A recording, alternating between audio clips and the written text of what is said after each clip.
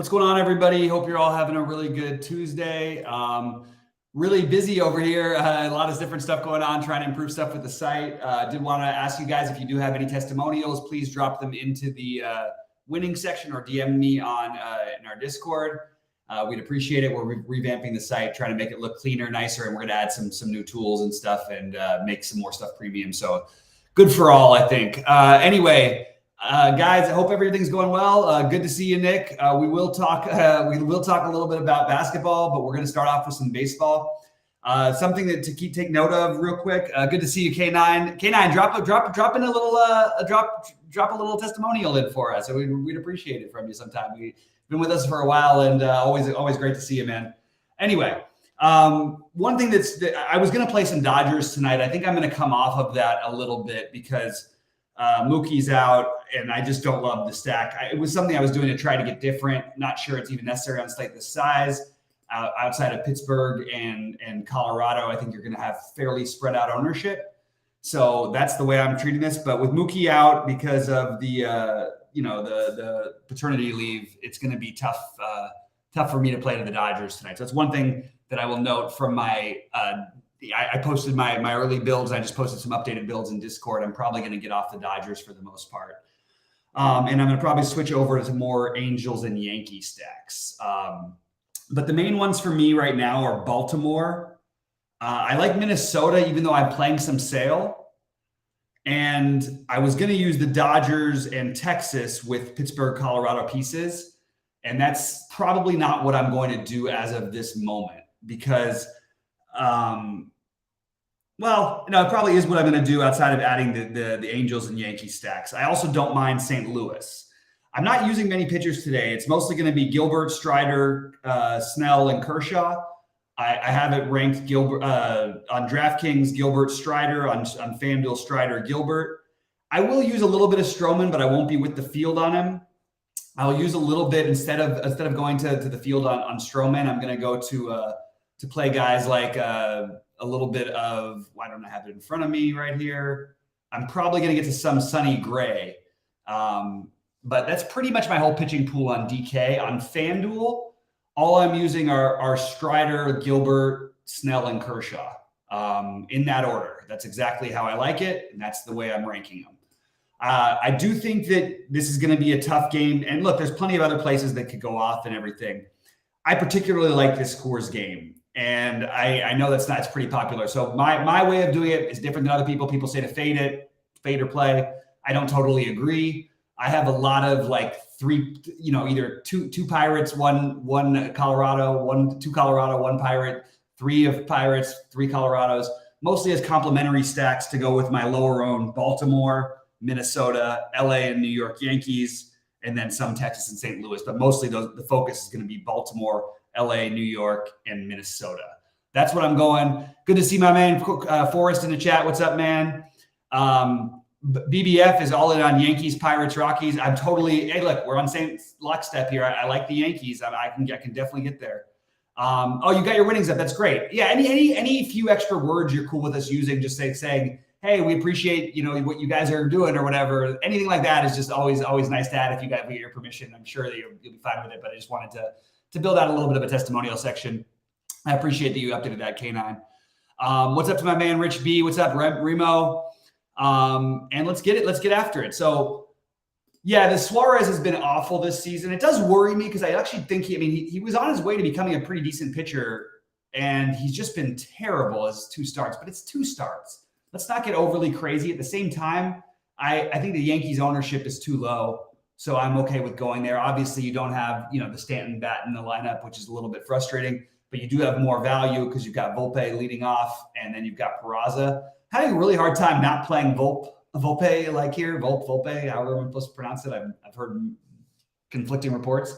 And I think getting the Angels on the other side is more of a mini stack because of how good the Yankees bullpen is, makes a lot of sense to me. As I mentioned earlier, though, the Texas, Minnesota, and Baltimore, especially Baltimore, are all very, very appealing to me. It's hard because I actually have some respect for Josiah Gray as a potential pitcher, but he just walks too many guys and he gets himself in trouble with leaving the ball over the plate for some home runs. So I think that's why I'm going to end up doing it. I'm not getting to Cubs stacks, but they were another team that just missed for me. The Dodgers were a team that I was going to use, but probably not going to now, outside of maybe like an Outman one-off or maybe like a really mini stack from there. But their lineup is just not what you'd want to see. It actually would make me a little more interested in McGill if it was a different kind of slate. But those are pretty much all the guys I'm going for. I'm looking through my ownerships here. I've got an absurd amount of Mountcastle and Rushman and you'd say too much Cabrian Hayes, but I think I've got enough differentiators to get different. A ton of Cabrian Hayes, probably my most owned Pirate. Also have a decent amount of Santana and Crone, a decent amount of Connor Joe, tons of Santander, and I'm going to have to get in my Angels and Yankees, so I don't know exactly what percentage I'm going to end up with of that bunch. And guys, fire on any questions, because I don't have a whole lot more to add to anyone, especially the premium people, because they've sort of seen my most recent lineups. They know where I'm at, except for the one thing I'm going to change is add more Angels and Yankees. But let me know what you guys think about that, and I'm happy to jump into basketball whenever you guys go there. But ask questions about both. I can jump back and forth. Primarily, I wanted to start with baseball and then move to basketball. But baseball is fairly quick, and without some discussion from you guys, I can sort of just say what I'm doing and move on unless there's questions or thoughts you guys have. So Pingalore is saying, I was on the Royals against, and it's true. I did play some Royals. That was I think a significantly smaller slate. I have no problem with the Royals. I didn't, and they're another one. I mean, great hitting weather there in KC, 14-mile-an-hour winds blowing out to left. I have no problem with the Royals or Texas. I actually think that I might end up with some Royals mini stacks. I have like some with Pascantino and either Perez or Melendez, a couple with Franmil Reyes as a third man. So I have no problem with the Royals and KC. Those are two other ones you could use to get different. But I don't want to do what all the other shows do and talk about 19 great stacks. I want to focus on my Baltimore. I want to focus on my Minnesota, my LA and New York. And then I'm going to have all the pieces from Colorado and Pittsburgh, but probably not going full stack there unless I'm getting different with guys like Sonny Gray, Kershaw and FanDuel. I'm playing a 4-man Pirate stack. It was with the Dodger 4-man, so that was going to be low owned, but probably going to change that Dodger stack now. I do think Eovaldi is an interesting upside versus like down. Like I could see this going one of two ways. He just got rocked by this team the other day. He also struck out 7 in 5 innings. I don't think I'm okay with Eovaldi. I'm not personally like looking to try and desperately add more pitchers to my pitching pool. But as a pivot off of Blake Snell, who's got a horrible pitcher's umpire historically, I think that Eovaldi is a reasonable pivot, and I also think the Royals are a reasonable stack. You can get anybody you want in with Kershaw and Strider. It's really not hard to get players in today. Like you can do whatever you want. I mean, there's plenty of value just in the Coors game alone. There's tons of value. So like, I don't think it's ever going to be a problem to get in anybody on this slate unless you're trying to build a specific expensive stack. Like I did have trouble getting Judge into some of my lineups earlier, but I'm going to have to rework it and get some Peraza and Volpe. That's sort of the route to getting Judge. You could take a shot with Keller. I mean, I don't. To me, these are just other guys that we're mentioning. I don't like Keller has been okay. He's not like been great or terrible. It's not a great lineup that he's facing. And if you want to go that way, sure. Just be warned. The best hitting conditions on the slate are in Kansas City, and Brad Keller is a pitch to contact pitcher. He's not a high strikeout guy. Eovaldi is a much better strikeout guy than he is. I know Keller had a 7 strikeout game against Texas last time out. I'm not going to get carried away with it. My guess is this time Texas figures it out a little bit better. Everybody can get you Judge. You can get Judge if you do the right parts of the small stack. With the Yankees, the lineup the Yankees released, just play Peraza, Volpe, and Judge together. Like I personally am not going to get into a whole long thing about Brad Keller and Eovaldi. I think both of them are viable, and I'm not playing either of them. That's the truth. But I'm fine with it. No need to make a case for anything that we're agreeing with here. Like I understand BBF. If you're going to do it, go ahead and do it. I am not doing any of it personally. I have no problem with it, but I'm not doing it. I think Sale is definitely a better play than Eovaldi straight up. One thing that's funny about Sale is that there's this impression that his strikeouts are down. That's not the case at all. What's different about him this year is that his walks are up. He's walked what? Has he walked at least 2 guys in every start? But the strikeouts per inning are actually totally fine. The strikeouts per out are totally fine. It's just that he's been getting hit and he's been walking people. Pretty much simple as that, which is why I have some Minnesota stacks tonight. I also don't think Boston has a good bullpen, and I like taking players when they're playing in Boston, even when it's cold, but the wind is blowing out. I agree. The Rangers lineup is not. I mean, I'll tell you what. If you stack the Rangers yesterday and you're going to say that their lineup is weak today, their lineup is significantly better today than it was yesterday. Let's put it that way. Definitely a more appealing lineup than it was yesterday. Still not a great lineup, but I don't want to talk endlessly about that because again, it's just something I'm not doing. I could see an argument for the pitchers and hitters in that game, and I'm just not getting to much of any of it. I do think the hitting is a little bit more where outside just for the weather. Yeah, exactly. We can get Sale. I do think that Sale is in play, and like I said, on the other side, I think you should be playing some twin stacks. I think both can be viable, and today is one of those days. But for me, the team I'm siding with the most outside of the Coors games is definitely going to be Baltimore. I just think that my only concern with them is that they end up more high owned than they're being projected. It's definitely possible. I don't know. I think you might get double digits on like Mullins and Rushman, but then like Santander, you can't play all the outfielders. Then you've got a shortstop at 4,200, like in Mateo, that no one's going to play, batting eighth. People never play Adam Frazier. I would save him for 5-man stacks, but I do have him in a 5-man stack right now. Austin Hayes is going to be low owned. So there's a lot of ways to even get different within that Baltimore stack that I think is extremely viable. And the more I think about it, I do think I'm going to have to get myself some Yankees and some Angels because I just think the ownership is too low there. All right. With that said, guys, let me know if you're ready to switch over to basketball, and I'll sort of give you like a quick glimpse of what I've got today. I usually, look, I do a lot of stuff for the premium and everything like that, but I'm happy to show a few NBA lineups. Let's just see. Let me switch over my thing to NBA, and we will talk some NBA unless you guys have golf questions or thoughts.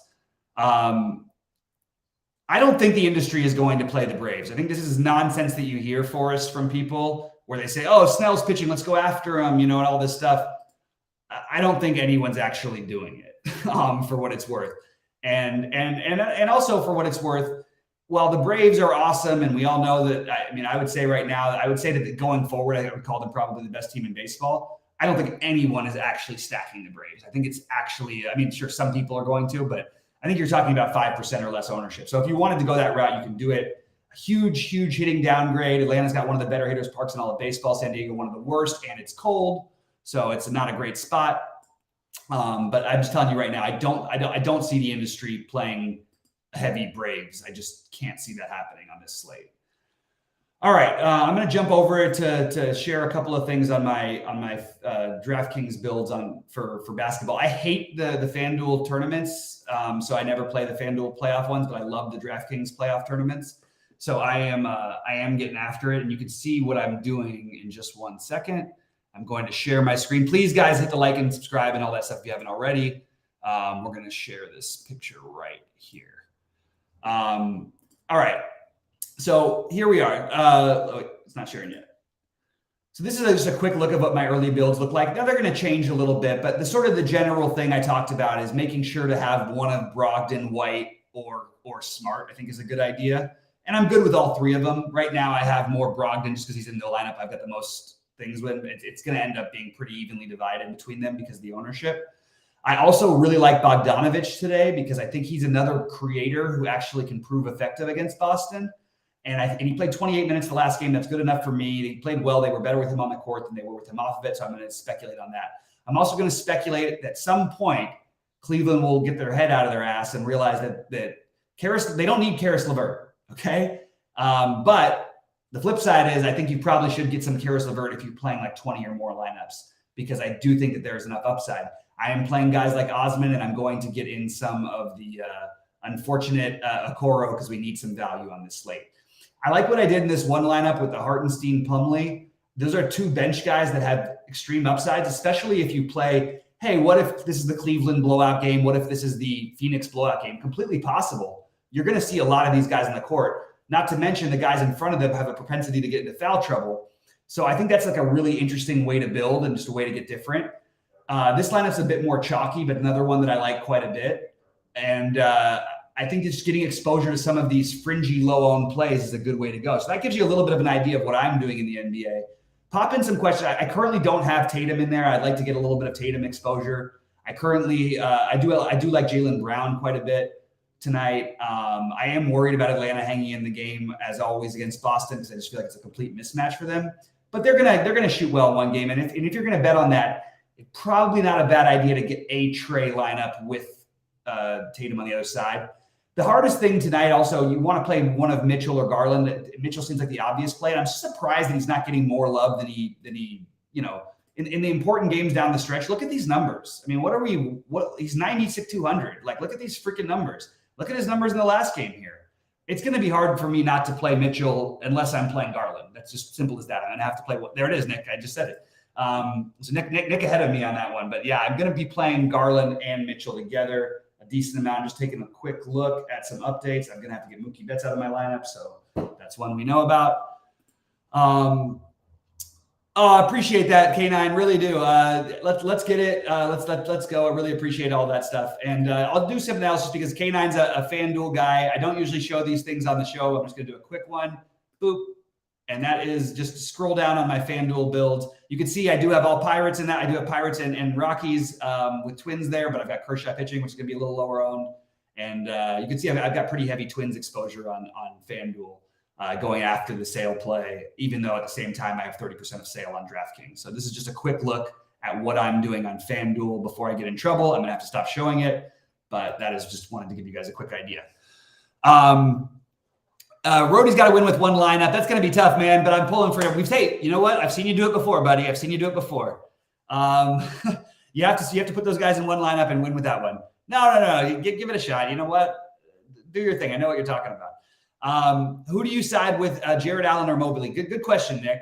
I like Mobley better, but I have no issue with Allen. I think they're both strong plays. I like Mobley a little bit better than I like Allen tonight. That's where I'm at. But it's very, very close, and I think the projections will like them pretty similarly. I think Mobley will make it a little bit more love, but I have Mobley a little bit ahead of Allen for what it's worth tonight. All right, guys, keep firing them on in. I'm probably going to be here just as long as you guys want to talk because I have to get to finishing my builds, and usually that wouldn't be a thing, but I really now I have a bunch of Dodger stacks I need to change. I've got a bunch of basketball that I need to finish up. I need to enter some more basketball tournaments because I'm not playing enough lineups in there, and I want to get a few more in there. Is there anything wrong with taking a chance on Ayton? No problem at all with Ayton. I actually really liked him initially and didn't quite get there because I just decided if I was going to play a Phoenix player in that range, and I know it's 1,000 more, I just sided with Chris Paul because I just feel like Chris Paul is getting 40 here. He's going to take the game seriously. I sort of like the idea of a Paul Westbrook lineup. This is for a 3-game slate, there's a lot of options in the NBA for this one. There's a lot of guys who far exceeded their price just in the last game alone. And it makes this slate kind of interesting to break down. I'm looking forward to tomorrow's 3-gamer as well, where we got the Lakers and see what's left of Memphis after I basically lost everybody. I do have some takes on the betting side of things. I did post my bets in the Better Takes Discord, and I posted them for the premium members. But I personally, one of the bets I really like tonight is, I'm just going to grab my bets. I had a basketball one that I was really high on. So it's just interesting. So Chris Paul, this is a very narrative thing, whatever. Okay, Chris Paul, 0-14 with Scott Foster in the NBA playoffs. And they're 8.5-point favorites to a team that just beat them. And they still haven't looked like they figured out entirely how to play together. The problem is, I could see Phoenix winning this game by 30. And I could see Phoenix being in a tight one down the very stretch. So I kind of like the Clippers plus 8.5. I love Cleveland minus 5.5 today. I think they win this game. I even would bet them minus 230. I think they bounce back and win here. I also like the under in the Atlanta-Boston game. And I like the, which by the way, 68 edge score on my unders. It's ridiculous. I also think that Boston, Sheets and I differed. Sheets likes Atlanta plus 10. I like Boston minus 10. That's where we are. Anyway, let's go, Nick. Let's get it, buddy. What stack do I like with Dodgers out? With Dodgers now? No, I don't like the Dodgers stack anymore. I'm off of the Dodgers stack. Will there be one that ends up in a small buy-in? Sure, but I am not playing Dodger stacks as a priority anymore at all. I will play some Outman. I will play a little bit of Muncy, and that's pretty much it. Pay up for Judge. Yeah, if you can get there. I mean, I absolutely like, I'm a fan of Judge, but I think that like you play Judge, Volpe, and Peraza, boom, you've got a 3-man, and then you can just add to it with Rizzo. You can add to it any way you want to. I like the Yankees. Just to reiterate, Baltimore being the preferred non-core stack. And now instead of the Dodgers and Minnesota, I'm switching more towards the Angels and Yankees with some KC and Royals. That's where I'm at right now, and I've got to go get those builds actually in because I haven't finished them yet. Sometimes it's interesting with baseball because we want to stack a team at the beginning of the day. Yesterday was a great example. We wanted to stack Texas, and it looked like a good stack. And we knew it was already a little bit thin without Seager. But then when they announced Garcia was out too, I was just like, it doesn't feel like a great stack. And of course, they go boom in the first inning, and then Jordan Lyles mows him down like he's Greg Maddux.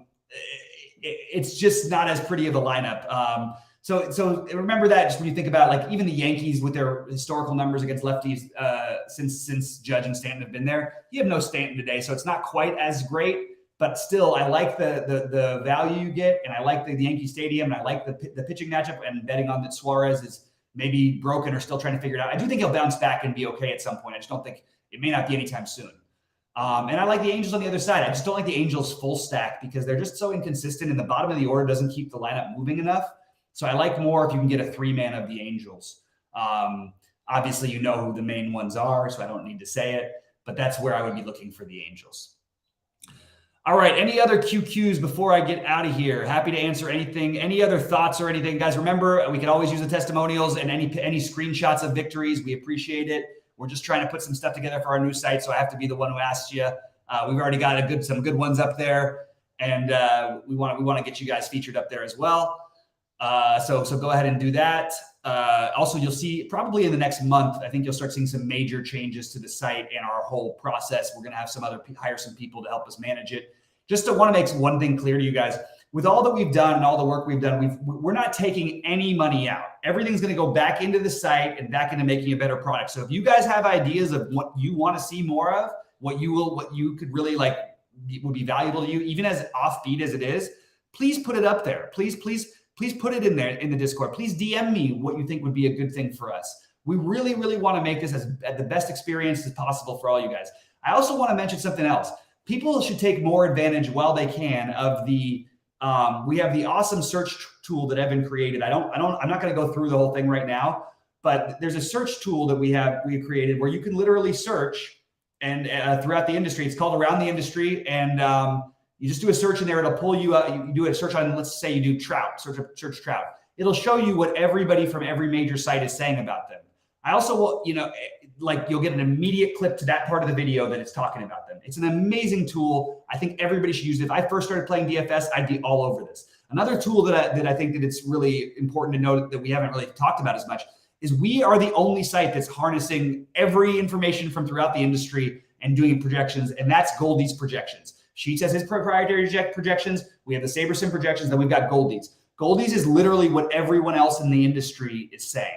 So I really think you guys want to take a look at this stuff and really use it to your advantage going forward. It's the most accurate representation of all the sites that you possibly could have between the three of those, but especially for Goldie's is just the aggregate from all the other sites. And I really want you guys to take a look at that because Goldie's done a great job. He also has incredibly in-depth, wonderful opening videos every day, almost every day for MLB. I suggest you guys watch those. Me and Cheats do our breakdown going game by game, but Goldie's is just as valuable, if not more so in some ways. And I want you guys to take a look at that. So just wanted to take care of a few of those things.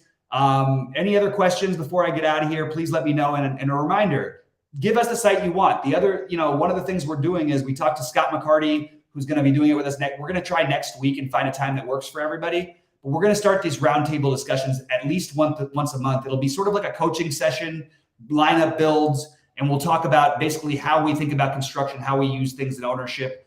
Sheets will be there. I will be there. At some point, we'll get Rhodey in there for some of it. We'll hopefully get some of our previous winners like Adam Perry and Oren back in there. And Mike Carr out here saying that Goldie's videos. Yeah, I agree, man. Those videos are freaking awesome. The guy's in depth. He knows his stuff, and he's really, really good at what he does. So we really, really value him here. So anyway, just wanted to go on a little tangent about all that stuff. If you guys want to, drop in any other thoughts, please do it anytime. We're always looking to make ourselves improve as a better site, a better one-stop shop for you guys. And with that said, it looks like the questions are drying up. I'm probably going to get out of here, but I will be in Discord for the premium members all night. And let's make some money tonight, guys. It feels like it could be a good night for us, and we want to have a sweat later on. Hopefully, we'll be sweating together in the Discord. And if we don't have a sweat, we'll be talking about the mistakes we made. So anyway, appreciate all you guys, and we'll talk. See you guys at the top of the leaderboards. I hope. Good luck.